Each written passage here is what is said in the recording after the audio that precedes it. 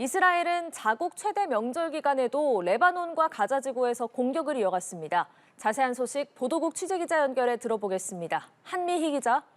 네, 어제 현지 시간 12일은 유대인 최대 명절인 욤키푸르였습니다.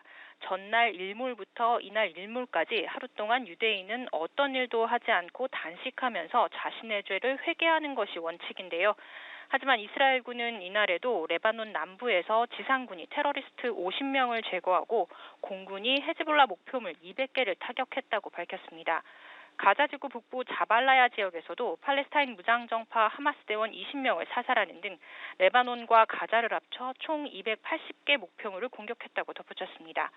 이스라엘군은 또 레바논 남부는 물론 아직 공습받은 적이 없는 레바논 북부 마을에도 대피령을 내렸고 이스라엘 북부 국경지대인 서부 갈릴리 일대를 군사 통제구역으로 추가하고 폐쇄했습니다. 헤즈볼라도 이날 텔아비브 외곽 지역을 무인기로 공격했다고 밝혔습니다. 이스라엘은 헤즈볼라로부터 로켓 등 발사체 320기가 날아왔다고 주장했습니다. 네, 이란에 대한 이스라엘의 보복 공격은 일단 욤키푸르가 끝날 때까지는 자제할 거란 게 서방 언론의 관측이었는데 현재 이란의 움직임은 어떻습니까? 네, 지난 1일 이스라엘에 대한 대규모 폭격을 감행한 이후 보복 공격을 대비해온 이란에서는 긴장감이 높아지고 있습니다. 이란의 대리 세력인 저항의 축 가운데 핵심으로 이란의 방패막이 역할을 해온 헤즈볼라가 이스라엘 공격에 지휘부가 괴멸되다시피 하는 등 급속히 약화했기 때문이기도 한데요. 이란은 이스라엘의 보복 시점과 방식에 촉각을 곤두세우면서 인접국들을 상대로 외교전에 총력을 기울이고 있습니다. 지난 한 달 사이 이란과 사우디아라비아의 당국자들이 최소 3번 접촉했고 중동 순방길에 오른 이란 외무장관은 사우디의 실권자인 무함마드 빈 살만 왕세자를 만났습니다.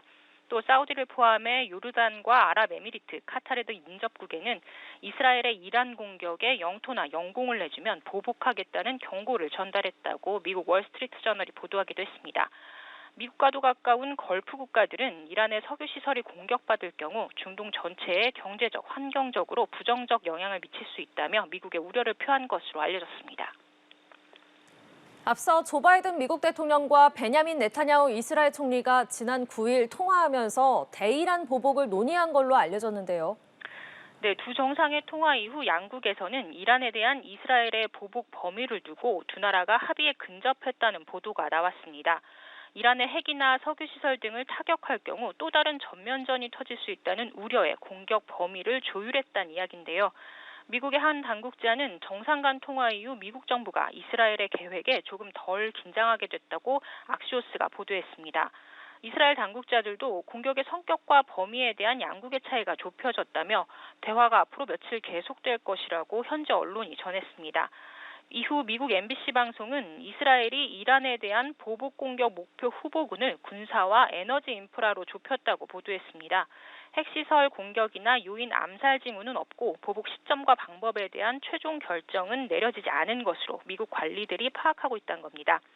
MBC는 또 바이든 대통령이 네타냐후 총리와의 통화에서 구체적인 내용을 논의하지 않은 채 가자 지구와 레바논의 인도적 상황에 집중하고 전투를 종식하라고 촉구했다고 전했습니다. 지금까지 보도국에서 전해드렸습니다.